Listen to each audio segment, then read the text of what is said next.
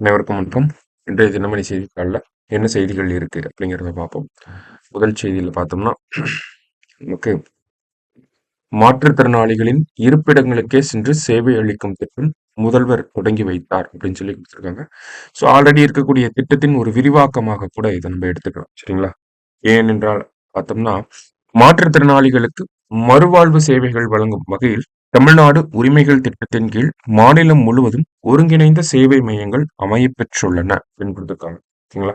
அதாவது மாற்றுத்திறனாளிகளுக்கான ஒருங்கிணைந்த சேவை மையங்கள் அப்படிங்கிறது தமிழ்நாட்டில் இருக்கக்கூடிய உரிமைகள் அப்படிங்கிற திட்டத்துக்கு கீழே வழங்கப்பட்டுட்டே வருது. நிறைய சேவைகள் அதுக்கு கீழே வழங்கிட்டு இருக்காங்க தமிழக அரசாங்கம். சரிங்களா?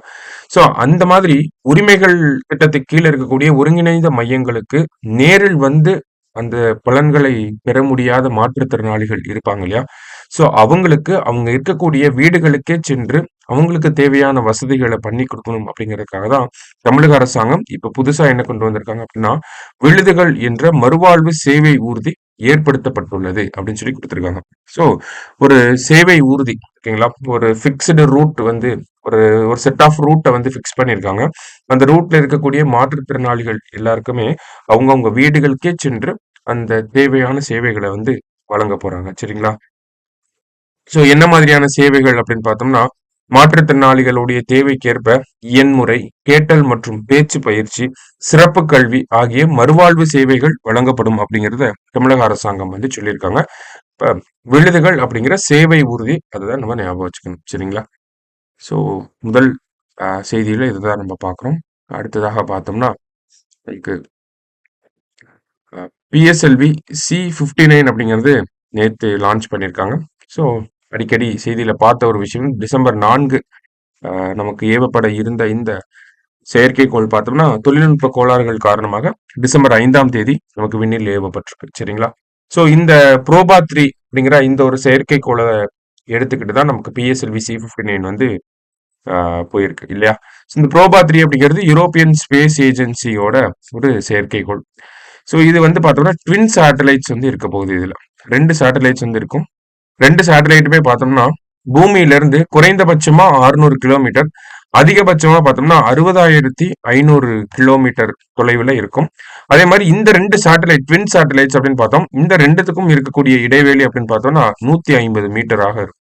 சரிங்களா? 150 மீட்டர்.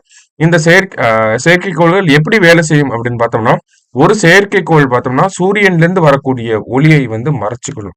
ஓகேங்களா? மறைச்சு ஒரு ஆர்டிபிஷியல் சோலார் எக்லிப்ஸ் அப்படிங்கறத கிரியேட் பண்ணும். அந்த சோலார் எக்லிப்ஸ் கிரியேட் ஆகிற அந்த சூரிய கிரகணம் உருவாகக்கூடிய அந்த தருணத்துல என்ன பண்ணும்னா, இன்னொரு செயற்கைக்கோள் சூரியனை பத்தின ஆய்வுகளை பண்ணும். ஓகேங்களா? சோ ஒரு ஆண்டுலயே பார்த்தோம்னா கிட்டத்தட்ட 50 முறை இந்த மாதிரி செயற்கையாக சூரிய கிரகணத்தை உருவாக்கி இந்த சேட்டலைட் நமக்கு சூரியன்ல இருக்கக்கூடிய புறவெளி புறத்தை ஆய்வு செஞ்சு நமக்கான தகவல்களை வழங்க போகுது. சரிங்களா? சோ அப்ப இந்த சேட்டலைட்டை பொறுத்த வரைக்கும் பார்த்தோம்னா குறைந்தபட்சம் 600 கிலோமீட்டர், அதிகபட்சம்னா 60,500 கிலோமீட்டர் பூமியில இருந்து. ஒன்னோட ஒன்னு 2 சேட்டலைட் இருக்கு அப்படிங்கறத பார்த்திருக்கோம். ரெண்டுத்துக்கும் இருக்கக்கூடிய கேப் அப்படிங்கறது பார்த்தோம்னா 150 மீட்டர்ல இருக்கும். செயற்கையான சூரிய கிரகணத்தை ஒரு செயற்கைக்கோள் உருவாக்குறப்ப இன்னொரு செயற்கைக்கோள் சூரியன்ல இருக்கக்கூடிய புறவெளியை பத்தி நமக்கு ஆய்வு செஞ்சு தகவல்களை பூமிக்கு அனுப்பும். சரிங்களா? இதுதான் இந்த புரோபா 3 அப்படிங்கிற திட்டத்தினுடைய பணி. ஓகே, இந்த விஷயத்தை பத்தி பேசுறப்ப இஸ்ரோ தலைவர் இன்னொரு திட்டத்தை பத்தி சொல்லியிருப்பார். அதான் ஸ்பேடெக்ஸ் அப்படிங்கிற ஆய்வு திட்டம். ஓகேங்களா? ஸ்பேடெக்ஸ் அப்படிங்கிறது பார்த்தோம்னா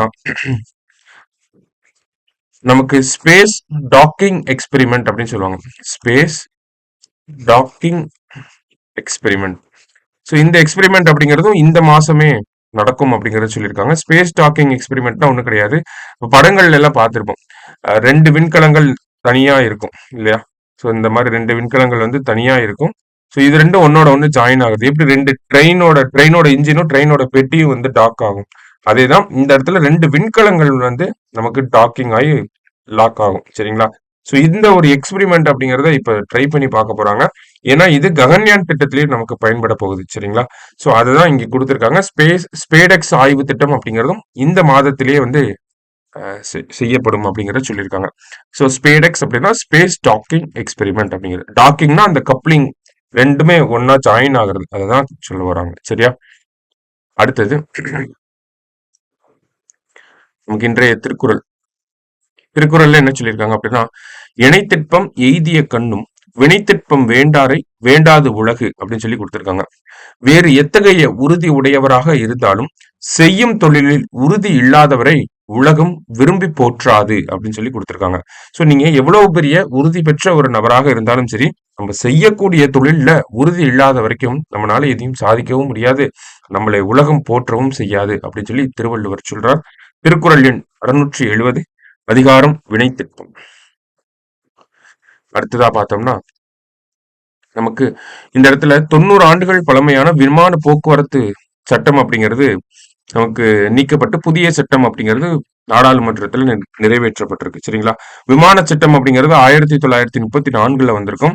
அதற்கு பதிலாக இப்ப பாரதிய வாயுவான் விதேயக் அப்படிங்கிற சட்டம் இயற்றப்பட்டிருக்கு. ஹிந்தியில தான் பேர் வச்சிருக்காங்க. அதுவுமே ஒரு சர்ச்சையா தான் போயிட்டு இருக்கு. ஓகேங்களா? பாரதிய வாயுவான் விதேயக். சமீபத்துல பார்த்தோம்னா மத்திய அரசாங்கம் நாடாளுமன்றத்துல கொண்டு வரக்கூடிய பல்வேறு சட்டங்களுக்கு ஹிந்தி பெயர்கள் அப்படிங்கிறது சூட்டப்பட்டுட்டே வருது. ஓகேங்களா? நமக்கு இந்த குற்றவியல் சட்டங்கள்ல கூட நம்ம பார்த்திருக்கோம். ரைட்.